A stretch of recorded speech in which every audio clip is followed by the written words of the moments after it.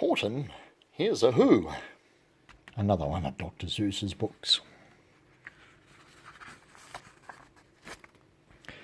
On the 15th of May, in the jungle of Nool, in the heat of the day, in the cool of the pool, he was splashing, enjoying the jungle's great joys, when Horton the Elephant heard a small noise.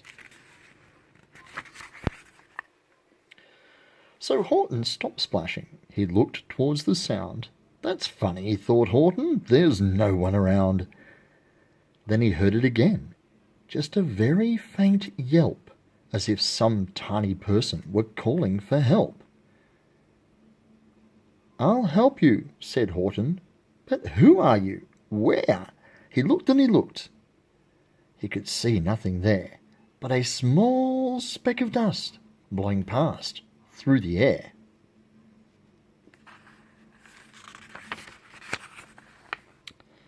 "I say," murmured Horton, "I've never heard tell of a small speck of dust that is able to yell. So you know what I think? Why, I think that there must be someone on top of that small speck of dust. Some sort of creature. So very small size. Too small to be seen by an elephant's eyes."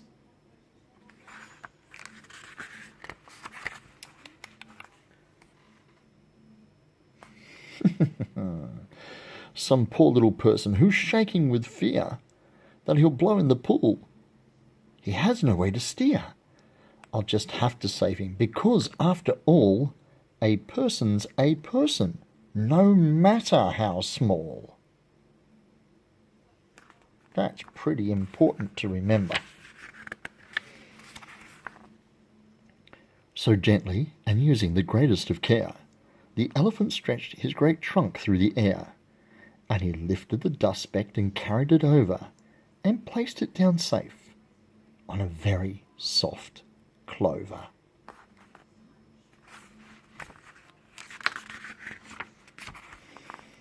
"Harumph," said a voice. 'Twas a sour kangaroo, and the young kangaroo in her pouch said, "Harumph," too.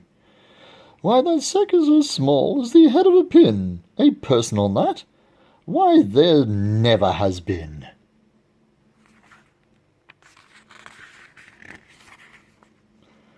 "Believe me," said Horton, "I tell you sincerely, my ears are quite clean. I heard him quite clearly. I know there's a person down there, and what's more, quite likely there's two, even three, even four. Quite likely a family for all that we know, a family with children just starting to grow. So please," Horton said, "as a favour to me, try not to disturb them. Just please, let them be."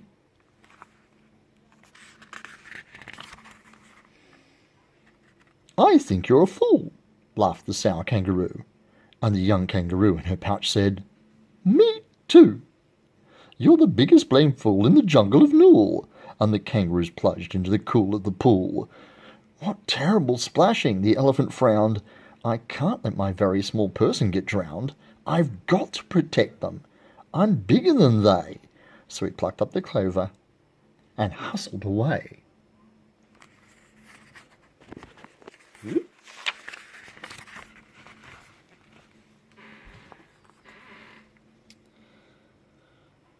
Through the high jungle treetops, the news quickly spread. "He talks to a duster speck. He's out of his head. Just look at him walk with that speck on that flower."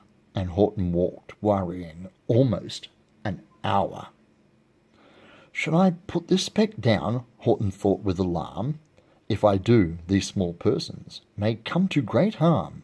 I can't put it down, and I won't, after all. A person's a person, no matter how small." Good on you, Horton.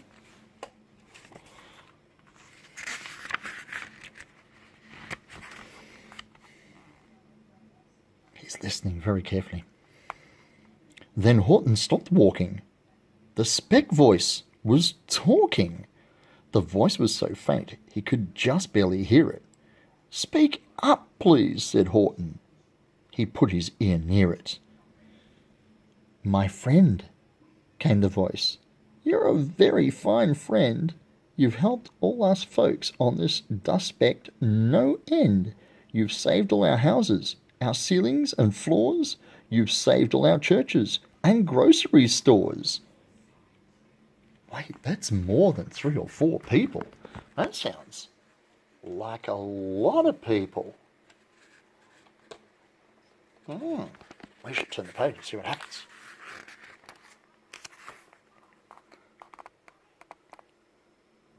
There are a lot of people. "You mean," Horton gasped, "you have buildings there too?"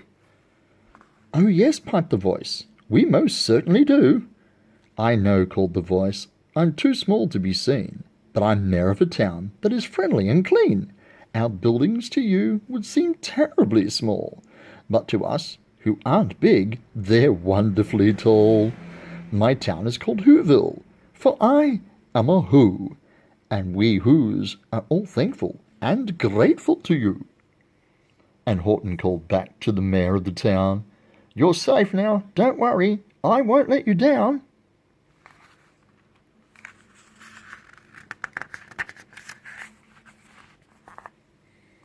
But just as he spoke to the mayor of the speck, 3 big jungle monkeys climbed up on Horton's neck.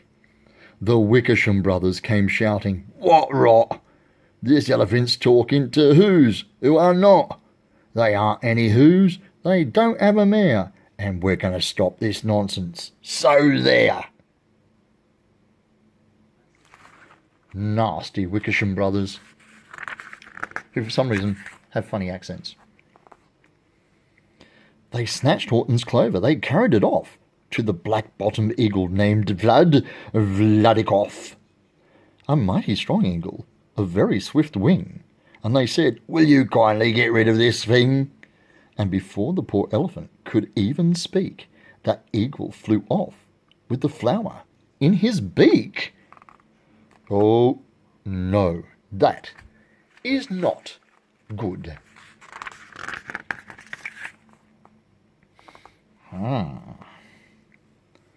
All that late afternoon and far into the night, that black-bottomed bird flapped his wings in fast flight, while Horton chased after with groans over stones that tattered his toenails and battered his bones, and begged, "Please don't harm all my little folks who have just as much right to live as bigger folks do." But far, far behind him that eagle kept flapping, and over his shoulder called back, "Quit your yapping! I'll fly the night through. I'm a bird, I don't mind it, and I'll find this tomorrow. I'll hide this tomorrow, where you'll never find it." Oh, cruel, nasty bird. Nasty. Oh, that doesn't look good.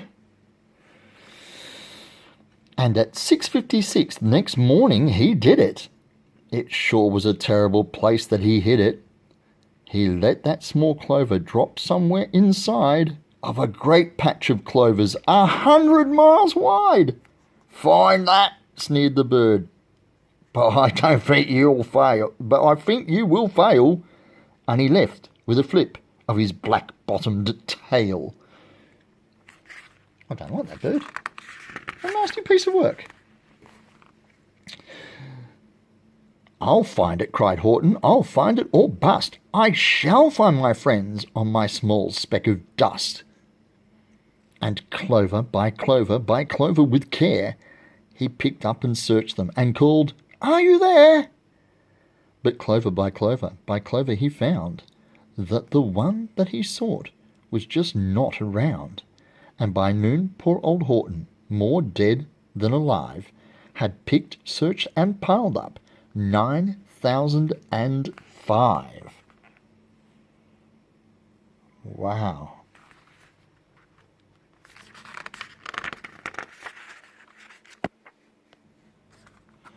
Okay. Sorry. Then on through the afternoon, hour after hour, till he found them at last, on the 3,000,000th flower. "My friends," cried the elephant, "tell me, do tell, are you safe? Are you sound? Are you whole? Are you well?"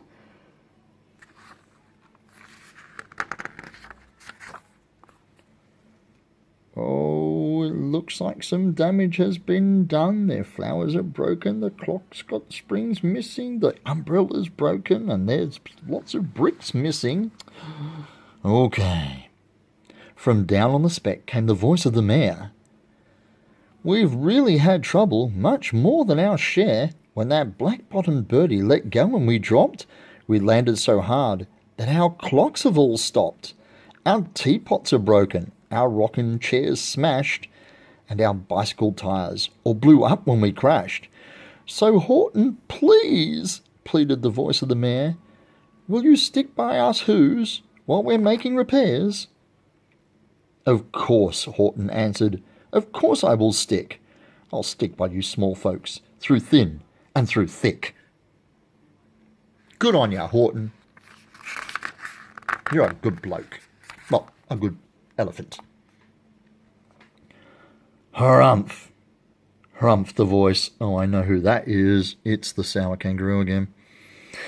"For almost 2 days you've run wild and insisted on chatting with persons who never existed. Such carrying-ons in our peaceable jungle. We've had quite enough of your bellowing bungle. And I'm here to state," snapped the big kangaroo, "that your silly nonsensical game is all through." And the young kangaroo in her pouch said, "Me too." Of course you did.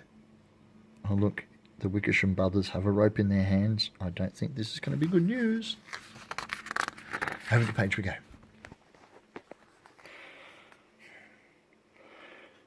"With the help of the Wickersham brothers and dozens of Wickersham uncles and Wickersham cousins and Wickersham in-laws whose helps I've engaged, you're going to be roped, you're going to be caged. And as for your dust speck, ha! That we shall boil in a hot steaming kettle of bezel nut oil." "Boil it?" gasped Horton. "Oh, that you can't do. It's all full of persons. They'll prove it to you."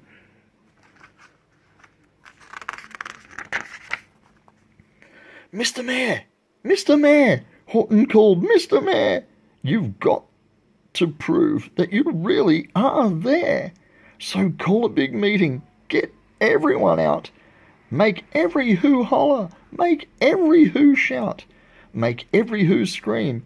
If you don't, every who is going to end up in bezel nut stew." Oh no!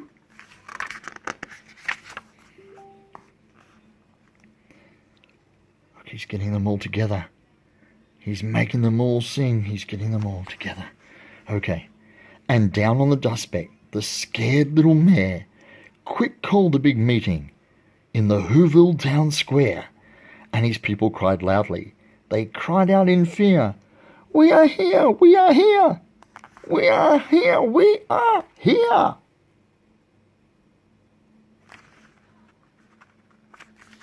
That'll do it. The elephant smiled. "That was clear as a bell. You kangaroos surely heard that very well." "All I heard," snapped the big kangaroo, "was the breeze and the faint sound of wind through the far distant trees. I heard no small voices, and you didn't either." And the young kangaroo in her pouch said, "Me either." Oh no, look, they got the bezel nut oil going. Oh, this is not looking good. Over we go. "Grab him," they shouted, "and cage the big dope. Lasso his stomach with 10 miles of rope. Tie the knots tight so he'll never shake loose. Then dunk that dumb speck in the bezel nut juice." Horton fought back with great vigour and vim, But the Wickersham gang was too many for him. They beat him, they mauled him, they started to haul him into his cage, but he managed to call to the mayor, "Don't give up, I believe in you all. A person's a person, no matter how small.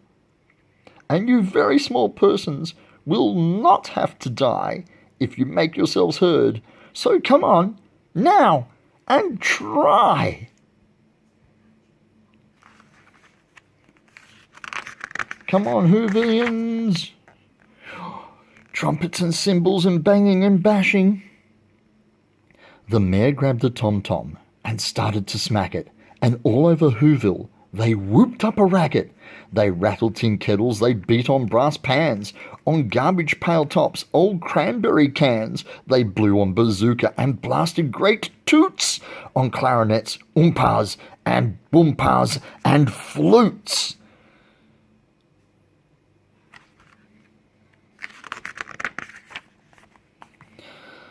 Great gusts of loud racket rang high through the air. They rattled and shook the whole sky, and the mayor called up through the howling mad hullabaloo, "Hey, Horton, how's this?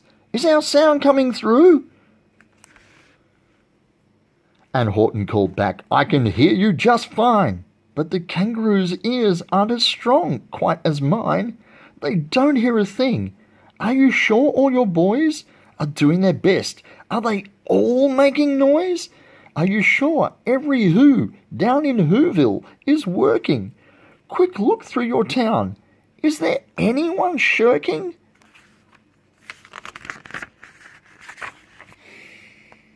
Through the town rushed the mayor from the east to the west, but everyone seemed to be doing his best. Everyone seemed to be yapping or yipping. Everyone seemed to be beeping or bipping. But it wasn't enough, all this ruckus and roar. He had to find someone to help make them more. He raced through each building. He searched floor to floor. And just as he felt he was getting nowhere and almost about to give up in despair, he suddenly burst through a door, and that mayor discovered one shirker quite hidden away in Fairfax Apartments, apartment 12J. A very small shirker named Jojo was just standing, and bouncing a yo-yo, not making a sound, not a yip, not a chirp. And the mayor rushed inside, and he grabbed the young twerp.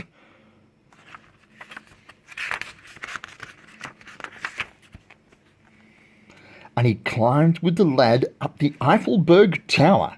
"This," cried the mayor, "is your town's darkest hour. The time for all who have blood that is red to come to the aid of their country," he said. "We've got to make noises in greater amounts, so open your mouth, lad, for every voice counts." Thus he spoke as he climbed. When they got to the top, the lad cleared his throat, and he shouted out, "Yop!" And that yop, that one small extra yop, put it over. Finally, at last, from that speck on that clover, their voices were heard. They rang out clear and clean, and the elephant smiled. "Do you see what I mean? They proved they are persons no matter how small, and their whole world was saved by the smallest of all." "How true!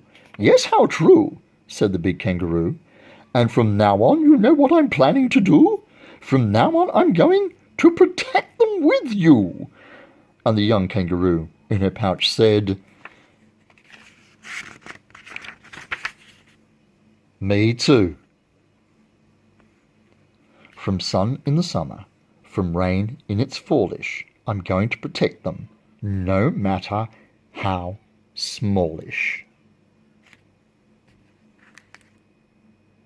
The end.